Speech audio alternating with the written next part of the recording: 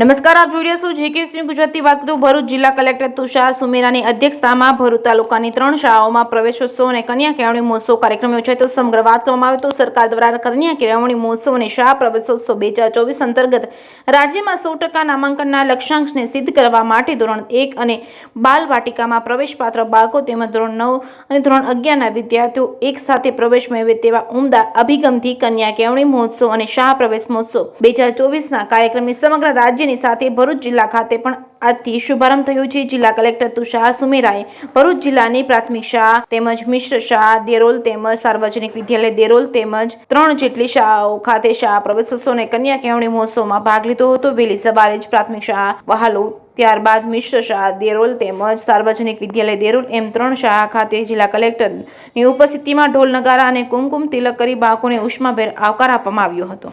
Stage પરના ઉપસ્થિત મહાનુભાવો દ્વારા દીપ પ્રાગટ્ય કરી કાર્યક્રમને ખુલ્લો મૂકવામાં આવ્યો હતો, જેમાં આંગણવાડી, બાલવાટિકાના બાળકો તેમજ ધોરણ 1ના બાળકોને તેમજ ધોરણ 11ના વિદ્યાર્થીઓને શૈક્ષણિક કીટ અર્પણ કરી ઉપસ્થિત મહાનુભાવોએ પ્રવેશ અપાવ્યો હતો. જેકેસી ગુજરાતી સાથે કેતન મહેતા, ભરૂચ. શાળા પ્રવેશોત્સવ 2024નો આજથી શુભારંભ શરૂ થયો છે.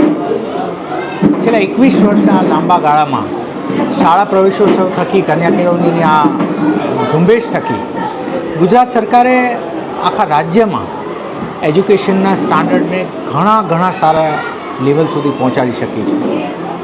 હજી એ જ ધ્યેયને આગળ લેતા આવું સુંદર આયોજન થઈ રહ્યું છે. ભરૂચ જિલ્લામાં પણ તમામ શાળાઓમાં શાળા પ્રવેશોત્સવ ઉજવાઈ રહ્યો છે. અમારી તમામ ટીમ, અધિકારીશ્રીઓની, પદાધિકારીશ્રીઓની ટીમ હાલ જિલ્લા આખામાં આ પ્રમાણે કાર્યક્રમમાં છે વ્યસ્ત, અને અમે આશા રાખીએ છીએ કે જે વિદ્યાર્થીઓ આજે પોતાના